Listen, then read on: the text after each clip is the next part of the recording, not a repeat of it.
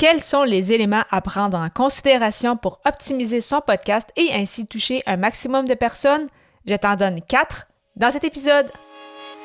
Les médias sociaux en affaires est votre rendez-vous hebdomadaire pour en connaître davantage sur les différents réseaux sociaux et les plateformes de création de contenu dans un contexte d'affaires.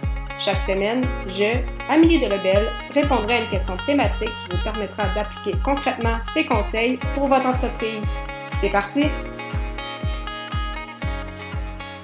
Salut et bienvenue sur les médias sociaux en affaires, épisode 171. Alors qu'aujourd'hui, je réponds à la question « Comment optimiser son podcast? » Alors, tout d'abord, un élément important pour optimiser son podcast et ainsi se faire découvrir par davantage de personnes est en fait les fameuses notes d'épisode. Alors, c'est un élément qui est souvent négligé. Donc, on pense podcast, on pense uniquement audio et plusieurs personnes négligent un peu, c'est ça, cet aspect-là des notes d'épisode où vraiment vont y inscrire uniquement quelques mots.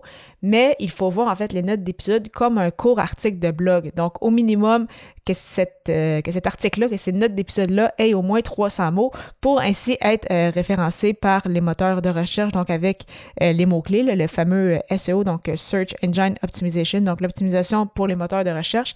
Et ainsi, ça va être une autre façon de vous faire découvrir parce que si les gens sur les moteurs de recherche inscrivent peut-être de l'information, souvent on va voir des articles apparaître, mais ça pourrait également être un épisode de podcast. Et si c'est le cas, on aimerait que ce soit le nôtre. Donc, vraiment, une façon, c'est ça, d'optimiser son podcast. Vraiment, essayer de faire des belles notes d'épisode. Donc, oui, mettre les liens importants, les appels à l'action que vous mentionnez, mais également faire en fait un peu un résumé de ce que les gens peuvent retrouver dans votre épisode. Donc, donner un peu l'eau à la bouche et en même temps, ça va vous permettre de vous faire, c'est ça, découvrir par d'autres personnes qui n'écoutent peut-être pas nécessairement de podcast au départ ou qui ne pensaient pas trouver cette information-là dans un podcast. Donc, vraiment, plusieurs avantages. Et il ne faut pas oublier non, aussi que c'est une stratégie sur le long terme. Donc, encore une fois, un épisode de podcast que tu vas publier aujourd'hui, s'il est bien référencé, bien, dans 1 an, dans 2 ans, il va continuer d'être retrouvé, bien évidemment, sur les moteurs de recherche. Donc, c'est super intéressant par rapport à ça. Et un autre point très, très important à ne pas négliger non plus, c'est d'étaler sa promotion. Donc, si tu publies ton épisode de podcast, par exemple, le lundi matin, comme moi, il ne faut pas tout faire la promotion la journée même. Donc, si ton épisode de podcast est lancé le lundi, il ne faut pas que le lundi, il y ait en plus une infolette, le partage sur Facebook, partage LinkedIn, partage Instagram, etc. Et vraiment tout mettre, en fait, ses œufs dans le même panier la même journée. Pourquoi? Parce que ça ne veut pas nécessairement dire que les gens vont écouter cet épisode-là le lundi. Donc, si jamais les gens n'étaient pas disponibles ou avaient quelque chose cette journée-là, eh bien, ils ne verront pas tes autres messages un peu plus tard dans la semaine. Donc, c'est pourquoi c'est important d'étaler sa promotion. Donc, si tu es justement sur différentes plateformes, un peu comme c'est mon cas, peut-être y aller, c'est ça, le mardi sur Facebook, le mercredi sur LinkedIn, le jeudi sur Instagram, une infolette le vendredi, etc. Et aussi, au niveau de l'algorithme de Apple Podcast, ça va avoir un impact aussi parce qu'il calcule en fait le nombre de téléchargements sur les 8 derniers jours. Donc, c'est pourquoi aussi on veut étaler sa promotion. Donc, pas juste avoir un gros pic, comme on dit, la journée de publication et par la suite que le tout diminue drastiquement dans les prochains jours et qu'il n'y ait plus en fait de téléchargements avant le prochain épisode. Donc, vraiment important d'étaler sa promotion. Et en lien avec la promotion, c'est sûr que si tu fais appel à des invités, si tu as des experts qui viennent sur ton podcast, c'est sûr que ça va aider aussi énormément à toucher davantage de personnes parce que là, tu vas te faire découvrir par une nouvelle audience qui va être bien évidemment l'audience de ton invité. Et souvent, quand on invite des gens sur notre podcast, c'est que ce sont des gens dans notre niche, donc que ce soit des experts dans leur milieu, etc.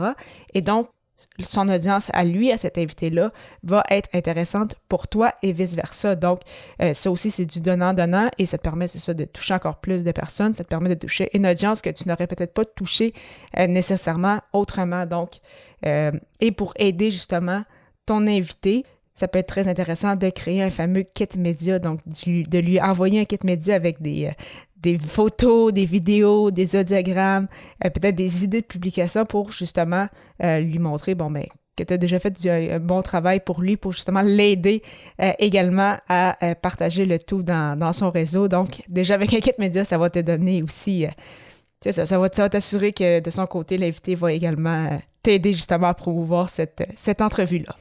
Finalement, un point important sur lequel je voulais revenir pour justement toucher encore davantage de personnes, essayer peut-être de trouver des nouveaux auditeurs. C'est sûr que justement, pour grossir son audience, pour toucher des nouvelles personnes, parfois ça peut être intéressant de faire des choses nouvelles aussi. Par exemple, si tu ne fais pas encore de vidéos, donc des petites vidéos, que ce soit des Reels sur TikTok ou des Shorts sur YouTube, ça pourrait être intéressant de le faire également. Et c'est d'ailleurs ce que j'ai commencé à faire depuis décembre dernier. Donc, ça te permet justement d'essayer des nouvelles plateformes ou d'essayer des nouvelles options, parce qu'on sait que dépendamment des réseaux sociaux, il y a quand même plusieurs options par plateforme. Et justement, ça te permet de toucher des nouvelles personnes qui, eux, peut-être ne font qu'écouter des courtes vidéos, et en voyant justement tes podcasts ou en voyant un extrait de ton podcast, ça peut leur donner envie vraiment d'aller écouter l'épisode au complet, et tu n'aurais peut-être pas touché ces gens-là d'une autre façon. Donc, je te parle des vidéos parce que c'est ce que j'essaye également, mais peut-être que pour d'autres, ça va être peut-être d'essayer le blogging, ça va peut-être être d'être plus actif sur LinkedIn. Donc, vraiment, c'est de voir justement selon où se retrouve ton persona, mais parfois, c'est ça, il faut tenter des nouvelles choses pour justement tenter de rejoindre une nouvelle audience. Et justement, tu souhaiterais mettre en place un podcast à ton tour pour partager ton message, connecter avec ton audience ou peut-être le bonifier. Ça tombe bien, j'ai un guide gratuit sur le sujet. Pour le télécharger, simplement te rendre au ameliedelebel.com/guide. Au plaisir de te retrouver pour la 172e émission, alors que le sujet sera « Comment créer du contenu efficace ». À très bientôt!